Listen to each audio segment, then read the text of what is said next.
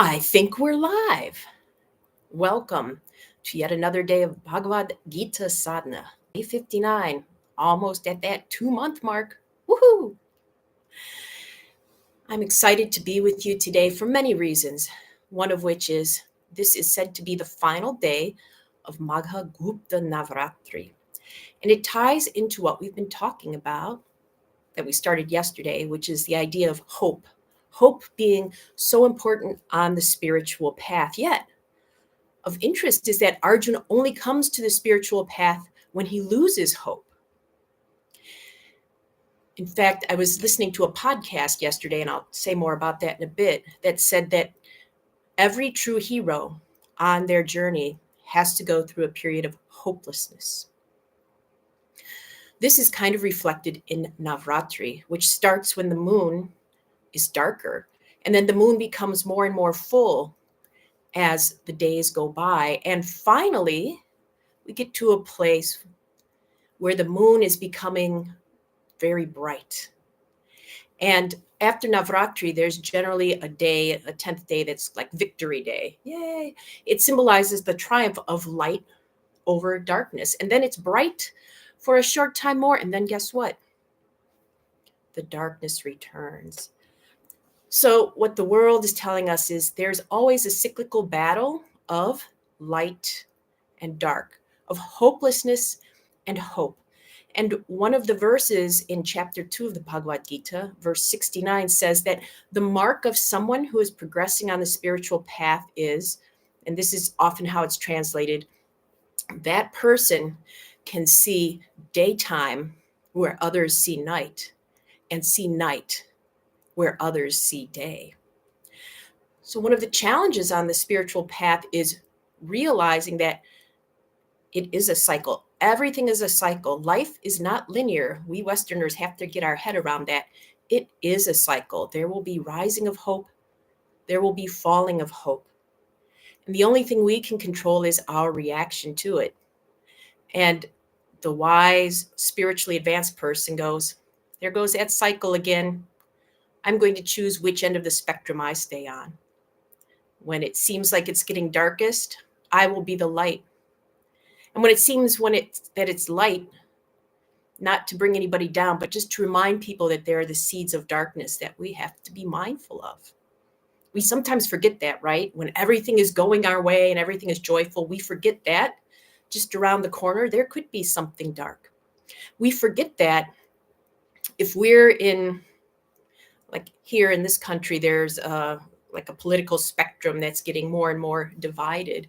And when we see our end of the spiritual or the political spectrum rising, we might think, yay, light is coming back and the dark is being suppressed. But on the other side of the spectrum, they're thinking, oh, the dark is coming and the light is being suppressed.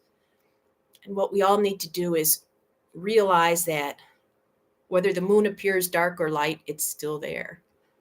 And that really what we appear to see as dark and light is just how much illumination we're shining on the core values that are always there, that people through the ages have wanted for themselves, for their lives, for the world. Spiritual traditions around the world speak of defining key features for the path. Those include being truthful, no matter if it's light or dark, includes being kind and loving, no matter whether you perceive it's light or dark. It includes finding hope, whether you perceive there's lots or none. So that's the focus today. Since this is the last night. Oh, and I mentioned a podcast real quick.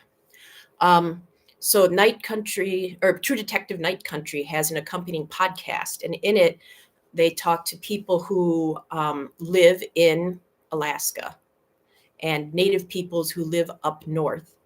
And one of the things that a Native woman was saying in the podcast is when people come to Alaska and see what's happening and see that Alaska is actually warming at twice the rate of the rest of the world, they feel a lack of hope and they project it onto the people that live there. And she said, the natives, at least the woman that was talking, said, I'm not hopeless. Our people have been resourceful and have adapted and we will continue to adapt. So there's some hope where others see hopelessness, and we can do that. We have that power. So, final night of Navratri, remember the Gupta Mudra, hidden, something secret and hidden. Inside mudra, it's dark, and yet the power lies in there. Today, as you meditate, I invite you to contemplate on something. I mean, this isn't going to be happy necessarily, but something you perceive as a darkness in the world. And can you find light in that? Or at least the ability to stay calm and to look at that darkness with a measure of equanimity, Samatvam. We'll find out. Again, it's nice and cold today. It's the coldest it's been in quite some time, especially with the wind chill. It's well below 0 centigrade. So I'll be shutting the door, but I will come back for you. Let's do it.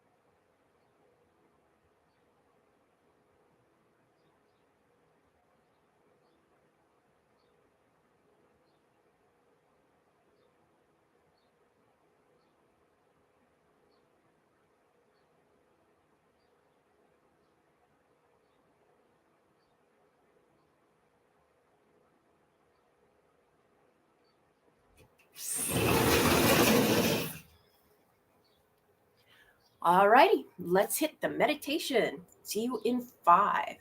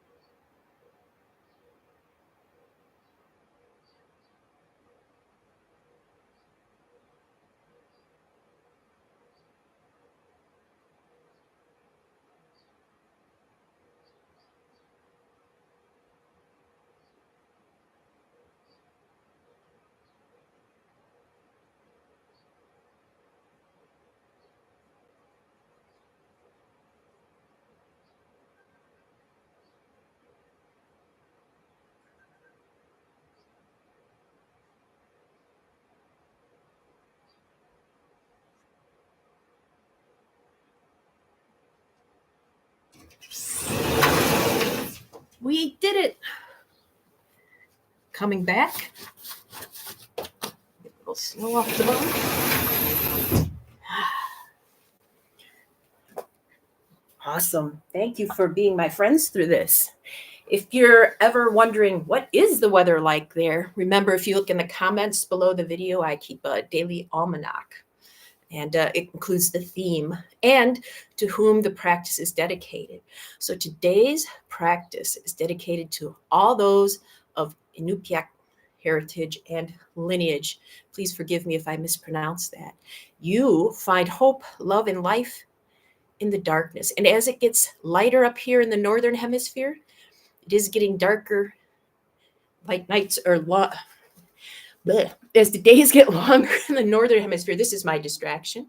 The days are getting shorter in the southern hemisphere, but we still live all on the same earth. Thank you so much. See you tomorrow. Did you want to say goodbye? Oh, no, not particularly. Okay.